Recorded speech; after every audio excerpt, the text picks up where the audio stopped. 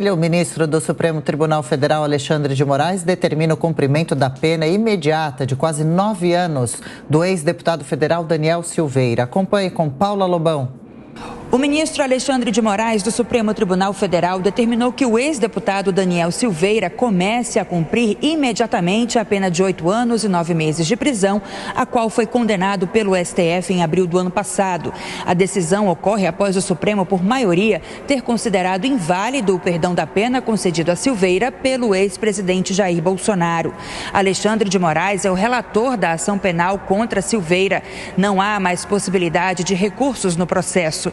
Atualmente, o ex-deputado está em prisão preventiva no Rio de Janeiro por descumprimento de medidas cautelares. Agora, ele também passará a cumprir a punição estipulada pelo tribunal. O ex-deputado foi condenado pelo Supremo em abril do ano passado a 8 anos e 9 meses de prisão por ataques aos ministros do tribunal e a instituições, como o próprio STF. Ele também foi condenado à perda do mandato, à suspensão dos direitos políticos e ao pagamento de multa de R$212 mil. Um dia depois, Jair Bolsonaro concedeu o perdão da pena. O indulto foi questionado no STF e, por 8-2, a Corte considerou o perdão inconstitucional. De Brasília, Paula Lobão. Amanda Klein, no caso que se arrastou, agora a pena de Daniel é muito pesada. Alexandre de Moraes pesa a mão nessa punição. As ameaças do ex-deputado ao Supremo foram mesmo gravíssimas.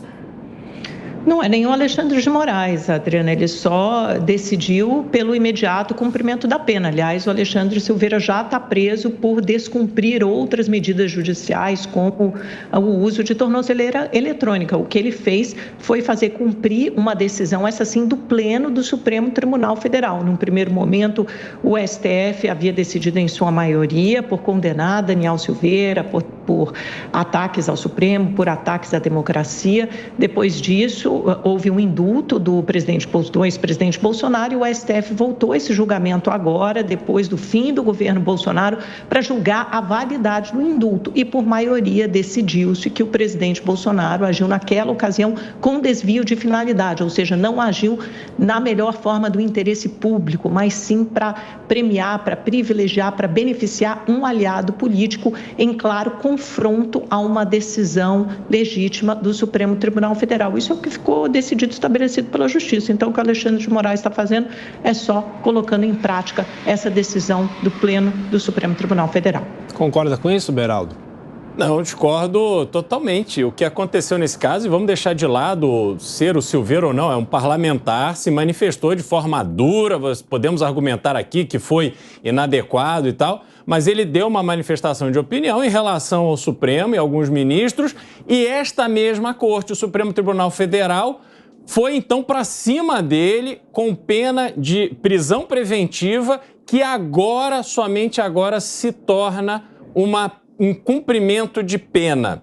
E aí a gente tem a questão da graça que foi concedida pelo presidente da República. E, de novo, vamos deixar aqui de lado quem era o presidente, quem era o deputado em ocasião. O fato é prerrogativa do presidente da República conceder graça ou indulto, como fez Lula, como fez Dilma, para livrar petistas que foram condenados no caso do Mensalão.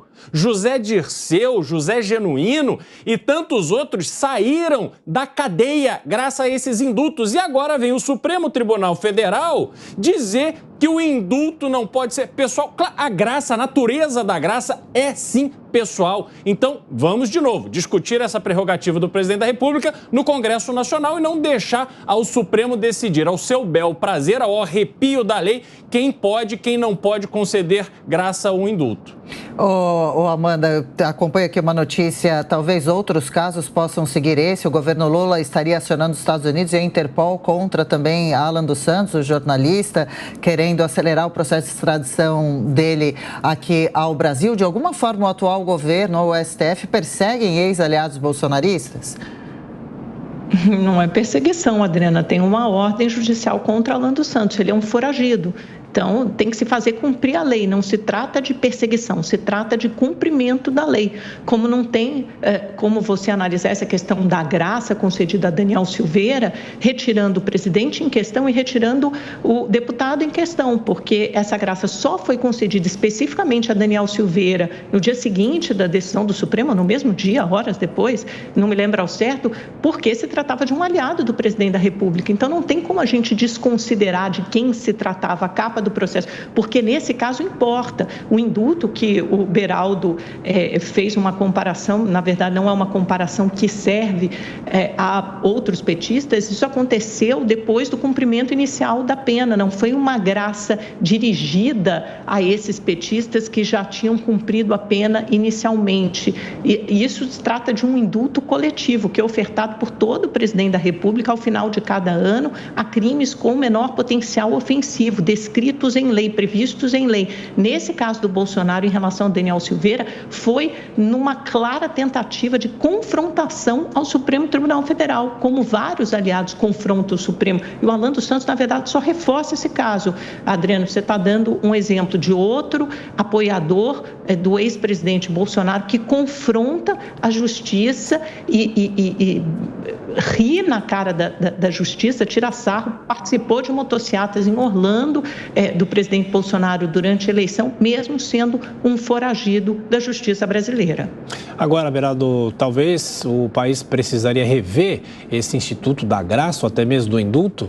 Sim, eu pessoalmente não acho que faz nenhum sentido hoje em dia haver esse tipo de poder nas mãos do presidente da República. Isso foi concebido em outro momento, em outras circunstâncias, então acho que essa discussão no Congresso Nacional é bastante válida.